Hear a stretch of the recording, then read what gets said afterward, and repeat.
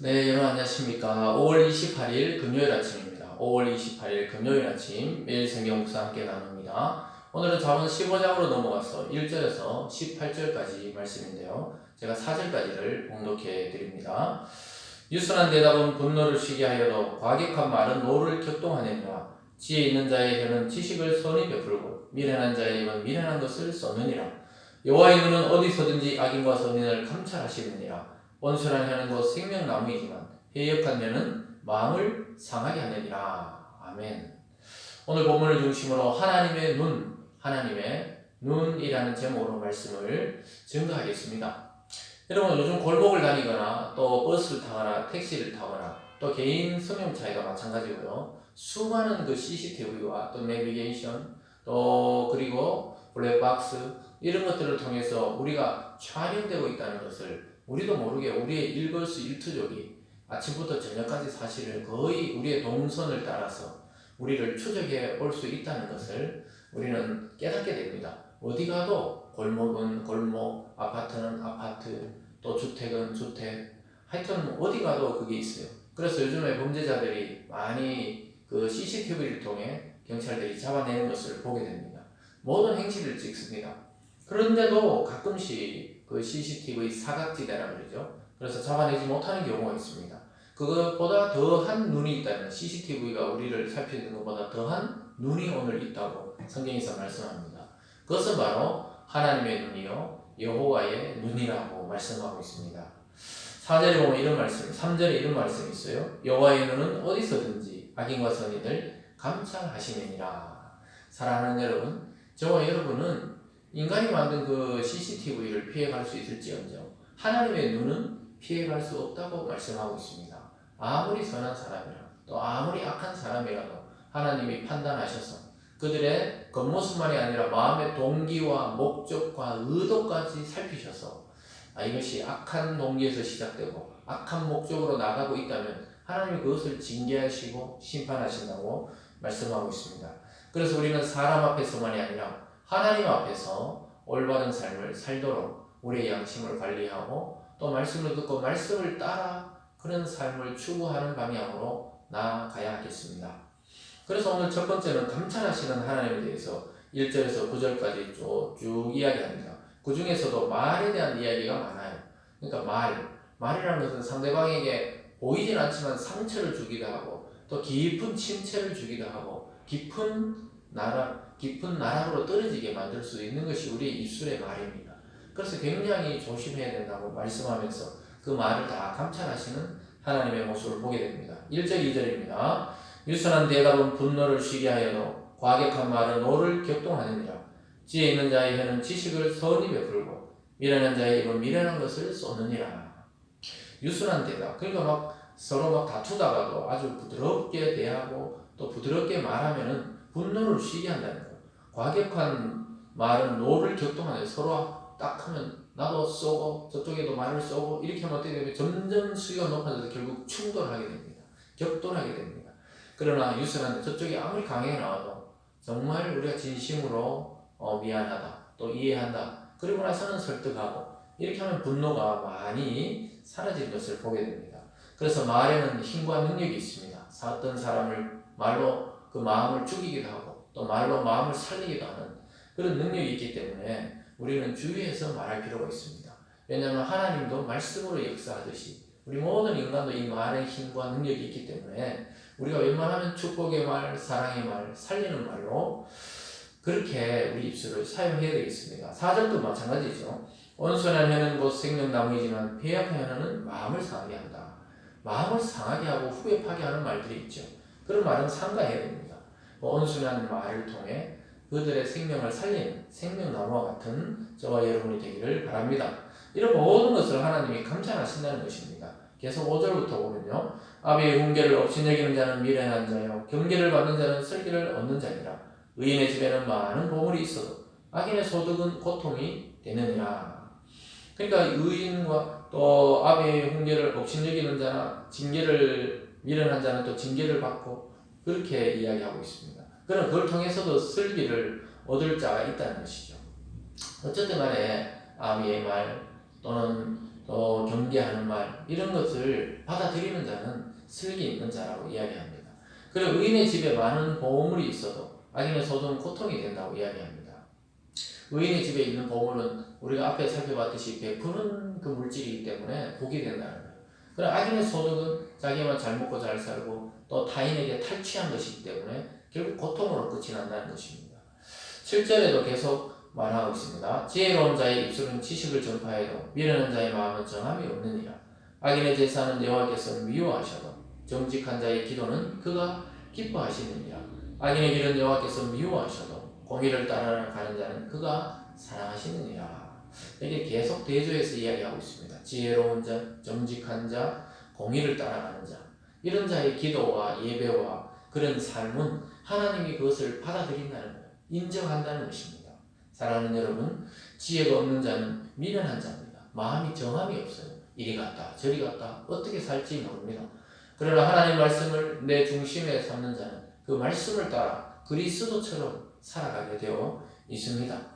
그래서 우리가 정직한 자의 기도, 우리가 솔직히 우리도 죄인이죠. 그러나 죄가 있다고 솔직히 고백하고 하나님 용서를 구하고 정직하게 기도할 때 하나님은 기뻐하시며 응답해 주신다고 이야기하고 있습니다. 그러나 악인이 회개하지 않는 상태에서 계속 제사를, 요즘 말로 하면 예배를 하나님께 계속 드려도 오히려 그것을 하나님 앞에 미워하시고 악을 쌓을 뿐이라고 이야기하고 있습니다. 의인과 악인의 삶을 아주 강하게 대조하시면서 그 다 감찰하고 있다는 것입니다. 사랑하는 여러분, 저와 여러분이 이제 사람 앞에서만이 아니라 하나님 앞에서 진실하고 정직하고 지혜로운 자로 살아가는 은혜가 있기를 주님의 이름으로 축원드립니다. 오늘 두 번째는 거만한 자들의 특징이 10절부터 12절까지 나옵니다. 그들의 마음은 아주 강팍해서 하나님 말씀을 듣지 않고 자기가 최고라고 생각하면서 아주 교만하게 살아갑니다. 그런 자를 하나님께서 징계하시겠다고 이야기하고 있습니다. 10절입니다. 도를 배반하는 자는 엄한 징계를 받을 것이요 견책을 싫어하는 자는 죽을 것이니라. 하나님의 말씀의 도, 말씀, 하나님의 진리의 말씀, 생명의 말씀을 배반하는 자는 엄한 징계를 받는다는 것이죠.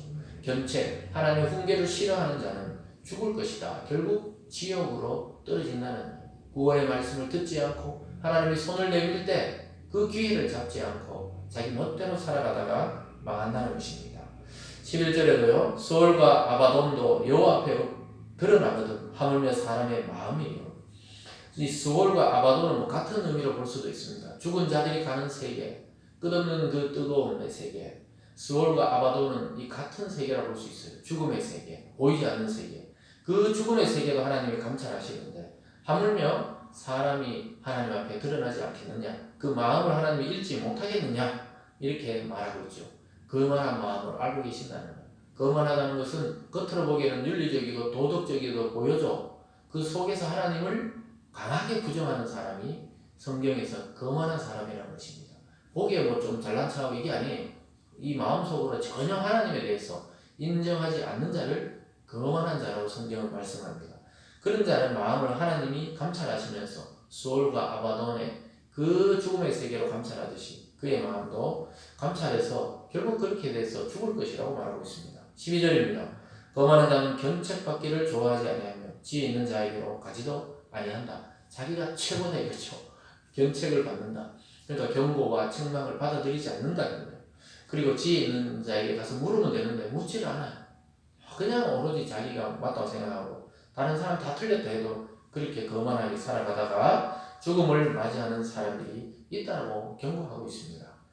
오늘 세 번째로 알 수 없는 기쁨이 넘치는 자들이 또 이 세상에 있다는 거예요. 알 수 없는 기쁨. 그러니까 남이 알지 못하는 기쁨이 넘치는 자들이 있다는 겁니다. 이것이야말로 성도의 삶을 표현하는 그러한 내용입니다. 13절에서 18절까지 이 세 가지로 나누는데요. 마음과 또 사랑과 감정에 대해서 이야기하시면서 알 수 없는 기쁨이 넘치는 성도들의 삶을 보여줍니다. 13절입니다. 마음의 즐거움은 얼굴을 빛나게 하여도 마음의 근심은 심령을 상하게 하느니라. 여러분 이 마음이 얼마나 중요한지 아시겠죠? 이 마음. 그래서 우리 마음을 잘 다스려야 된다. 성경에서도 이 성을 지키는 것보다 네 마음을 지키는 것이 더 낫다. 이런 말을 하고 있습니다. 마음이 무너지면 우리 인생 전체가 무너져 버립니다. 그래서 즐거움은 얼굴을 빛나야 해요. 우리가 속에 기쁨이 있고 즐거움이 있으면 얼굴이 밝습니다. 미소가 나와요. 웃음이 나옵니다. 근데 마음을 근심을 하게 되면 요즘 말 하면 스트레스죠. 스트레스가 의사들도 만병의 근원이다 이런데 성경도 그래요. 심령을 상하게 한다. 마음과 육체가 상한다는 것입니다. 아주 성경적이죠. 여러분 근심, 걱정, 두려움, 스트레스, 우울 이런 것은 우리를 망가뜨립니다. 육체도 망가뜨리고 마음도 무너지게 합니다. 그래서 우리가 마음의 즐거움을 가지려면 하나님의 말씀을 지속적으로 섭취해야 됩니다. 아주 영양가 있는 음식을 섭취하듯이 아주 영양가 있는 이 성경의 말씀, 진리의 말씀을 내 속에 채울 때 마음의 건강을 통해 육신의 건강과 또 마음의 근심, 걱정, 스트레스가 사라지게 되는 것입니다. 14절에 보면 명철한 자의 마음은 지식을 요구하고 미련한 자의 입은 미련한 것을 즐기느니라. 고난받는 자는 그 날이 다 험악하나 마음이 즐거운 자는 항상 잔치하느니라. 그러니까 우리가 무엇을 많이 가져서가 아니라 마음에 기쁨이 있는 자는 항상 잔치집같이 기쁘다는 겁니다. 이것이 그리스도를 신랑으로 삼은 신부된 공동체, 신부된 성도의 삶이 될 것입니다. 사랑하는 여러분, 여러분 마음을 잘 다스려서 이 기쁨, 하나님 주신 이 즐거움을 빼앗기지 않는 저와 여러분이 되기를 주님의 이름으로 축원드립니다. 또 알 수 없는 기쁨이 넘치는 자들 중에서 이 사랑의 이야기를 하고 있습니다. 16절입니다. 가산이 적어도 여호와를 경외하는 것이 크게 부하고 번뇌하는 것보다 나음이라. 참 가난해도 하나님을 경외하는 것이 크게 부자가 되고 번뇌하고 근심하고 걱정하는 것보다 낫다고 이야기합니다. 17절에 보면 채소를 먹으며 서로 사랑하는 것이 살찐 소를 먹으며 서로 미워하는 것보다 나음이라. 참 진리 중에 진리입니다. 야채, 채소 요즘 뭐 더 좋다 그러지만 이때는 먹을 것이 없어 채소를 먹으며 서로 사랑하며 사는 게 정답게 사랑하며 사는 것이 살찐 소, 소고기, 소, 요리 이런 것들을 먹으면서 서로 막 다투고 미워하는 것보다 훨씬 낫다고 성경은 이야기합니다. 그러니까 여러분 풍요가 제일 좋을 줄 아는데 풍요보다 더 중요한 가치는 바로 사랑의 가치입니다. 가장 중요한 것이 사랑입니다. 주님도 율법의 최고 계명이 뭡니까? 이렇게 물었을 때 하나님 사랑, 이웃 사랑 이렇게 말씀했습니다. 자기 이웃을 내 몸과 같이 자기 가족을 또 자기 남편, 부인을, 자녀를, 형제, 자매를, 부모를, 이웃을, 친구를 자기처럼 사랑하는 그 마음을 가질 때 그것이 더 중요한 가치라고 이야기하고 있습니다. 현대사회 물질주의에서 우리는 좀 벗어나야 됩니다. 이 믿는 성도들도 물질에 너무 매여 있을 때가 많습니다. 그게 필요 없다는 것은 아니지만 우리 중심에 그것이 자리 잡지 않도록 늘 경계하고 또 늘 그것에 대해서 우리가 주의를 해야 되겠습니다. 마지막 18절에 보면 감정에 대해서 또 이야기합니다. 18절입니다. 분을 쉽게 내는 자는 다툼을 일으켜도 노하기를 더디하는 자는 시비를 그치게 하느니라. 분을 쉽게 내는 사람이 있죠. 분노 조절 장애라고 그러죠. 모든 일에 화를 내요. 모든 일에 분노를 냅니다. 물론 이제 후천적으로 그런 경향도 있지만 그럴 경우에 좀 치료가 필요할 때도 있어요. 왜냐하면 큰 일을 내는 경우도 있기 때문에 이 분노는 다툼을 격을 일으킵니다. 그래서 노하기를 더디하고 우리 1절에서 유순한 대답은 분노를 그치게 하듯이 그래서 우리가 감정을 잘 조절할 수 있는 사람이 정말 의인이 되는 것입니다. 시비를 그치게 하고 싸움을 멈추게 됩니다. 결국 사랑으로 이기게 됩니다. 이렇게 하려면 우리 마음에 기쁨이 있어야 되거든요. 우리가 기쁘지 않는데 남에게 그렇게 좋은 말이 나가지가 않는 것입니다. 사랑하는 여러분, 모든 것을 아시는 하나님 앞에 부끄럽지 않는 삶을 살 수 있도록 그렇게 우리는 노력해야 합니다. 그러나 우리의 힘과 의지로는 그럴 수가 없어요. 날마다 하나님의 말씀과 성령을 따라 그들의 인도를 따라갈 때 우리의 삶이 이렇게 풍요롭게 나갈 수가 있습니다. 하나님 말씀 또 오늘 말씀 들으신 것처럼 마음의 분노를 조절하고 말을 조절하고 우리를 지켜보시는 하나님에 대해 의식할 때 우리는 그 길을 걸어갈 수 있는 것이죠.